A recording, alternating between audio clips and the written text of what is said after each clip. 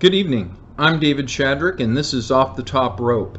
I'm going to be doing a weekly podcast here and trying to fill you in on some things about wrestling. I have quite a background in pro wrestling. I've made a video that's on my YouTube channel, and it gives you my background. I didn't want to go into that, but I thought some people might want to see where I came from and how I know the things I know and the people that I know. But that being said, I would really like to talk about Jim Cornette this week. Even though it's my, initial podcast, I think it's a good subject to start with. Now, as you can see, I'm not exactly a young guy, and I can remember Cornette from way back when he was young, and how he started out as a photographer, and then he became this incredibly awesome heel manager. I just absolutely love Cornette. I listen to his podcasts, I watch stuff that he does because I really like him. And I know that he seems to have become kind of the internet troll right now. But I would like to present a theory. And I don't know him, don't know anybody who does know him. This is just my personal opinion. But I think there are some things that we can say about Cornette right off the bat. And number one is, there's nobody that has a better love for the business than Jim Cornette. He really, really loves pro wrestling. So let's start out on his personality and what he's up to, I think. Now, first of all, let's go with the things that Mr. Cornette absolutely hates. Okay, he hates mud shows. He hates writers writing the scripts. He doesn't like hardcore matches. So, okay, let's look into that. So, you don't like mud shows. Well, I own Buzzsaw Championship Wrestling in San Angelo, Texas, and I hired some professional wrestlers who were pretty good to train my guys, and I worked with them really hard to make them what they were and for them to work and be professional. But I guess you'd call me a mud show. I never made any real profits. I never lost any money, but we never made any big money. So I guess that would qualify me as a mud show.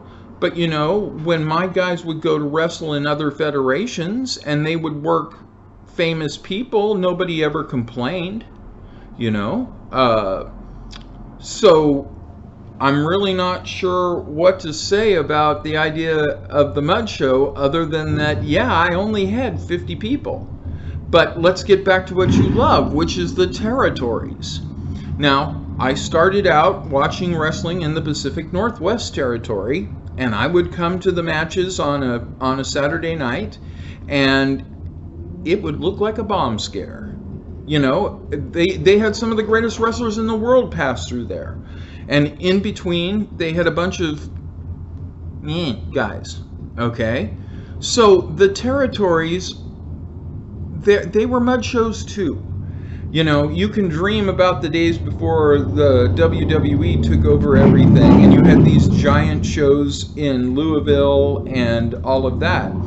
But in Oregon, not so much. I mean, you really had a lot of money. There was a time when Don Owens Pacific Northwest Wrestling paid more money in the state of Oregon to the state of Oregon in taxes than the Trailblazers did, because they were year-round and they were 6 to 7 days a week.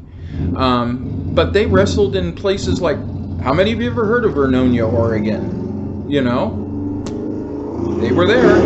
Huge logging community at one time. So I'm just going to have to call BS a little bit on him with the mud shows, because let's face it, the mud shows are the return to the territories. As much as he would like to hold out Ring of Honor and Major League and Impact as, kind of the minimum standard, that's just not the way it is in reality.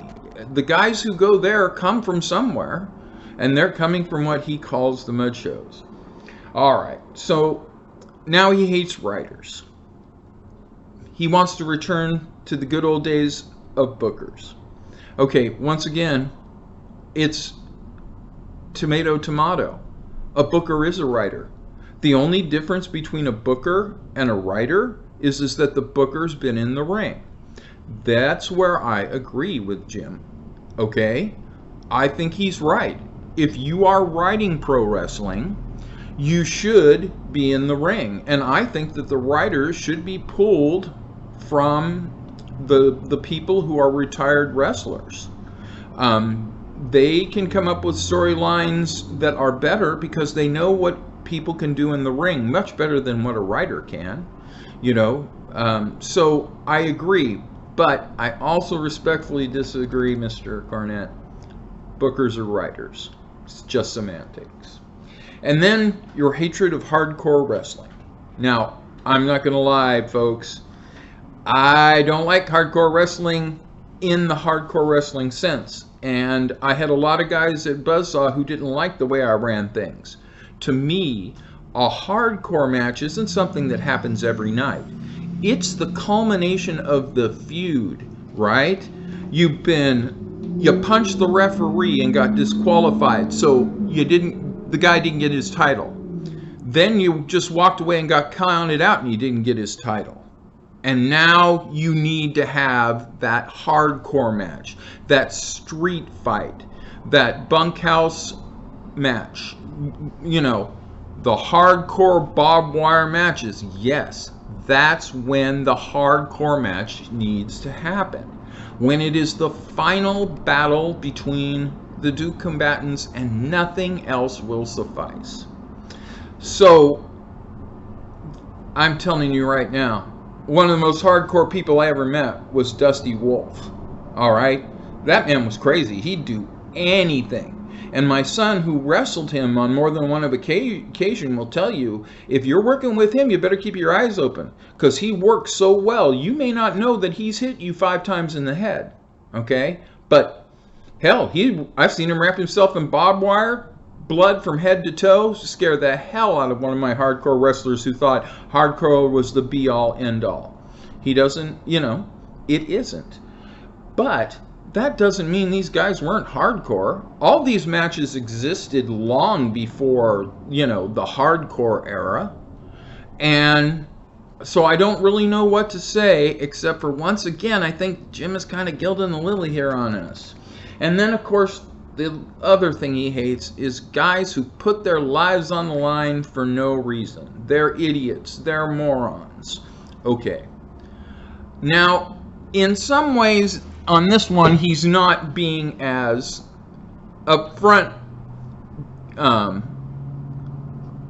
being shady with us.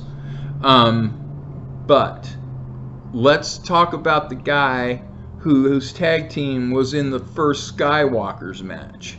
Okay? This is nuts. This is a platform 20 feet above the ring, and the first person to fall off, their team loses. Okay? Midnight Express did them all the time. They were the equivalent of a ladder match from hell. So, no, nothing new here. Okay? Bobby Eaton, Dennis Condrey, all those guys were putting their bodies on the line, doing these crazy dang matches all the time. And maybe not so much the Midnight Express, but guys like Dusty Rhodes, Dick Murdoch, you can't call what they did anything other than hardcore. We're talking fists and razor blades. That's the way these guys were. Terry Funk, Mick Foley. How are they different from Joey? I can't even talk. How are they different from Joey Janela? They're not.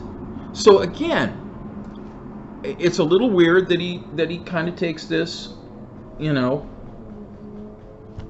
position. But this is where my theory comes in. So, have you noticed that everybody that Cornette hates and is in a feud with, the internet darlings, okay, to me, watching Cornette say internet darling is the same as watching Freddie Bassie say pencil neck geek, okay? He's putting these people over, right? When you spit water in Cornette's face and magically appear on Impact in the next couple of weeks, doesn't sound like you and Cornette have a real beef, right? Why is it that, he can't stand Joey Janela? He's a pasty-faced, insert pencil neck geek here, right before he went to AEW. So what in the world is Cornette up to? Well, again, this is just opinion, just theory, but is there anybody that loves the business more than Cornette? Is there anybody who feels that the business has been irreparably damaged by the loss of kayfabe? Do you think that maybe that's what Cornette is up to now, trying to bring back some kayfabe to your lives? He's been around forever. I had never heard anything about him racist, and certainly not homophobic. I mean, listen to his rants on the internet about people being mean to gay people, or black wrestlers not getting their fair shot. No, he's doing what he's always done. He was a heel manager, and he's a heel to this day. He's doing what he feels is best for business. He says outrageous things to bring new people in, and at least I hope that's the truth, because I really do respect him and his point of view, and I really would like to see wrestling come back the way that it once was. But really, with the exception of some flippy crap and some more comedy, wrestling hasn't changed hardly at all. The drop kicks and the flips, like I said, that's all new. But even back in the day with Gorgeous George, all of this nonsense was going on. And it will continue, because the nonsense is what makes it fun. All right, come back and see me next week when we once again go off the top rope with David Shadrick.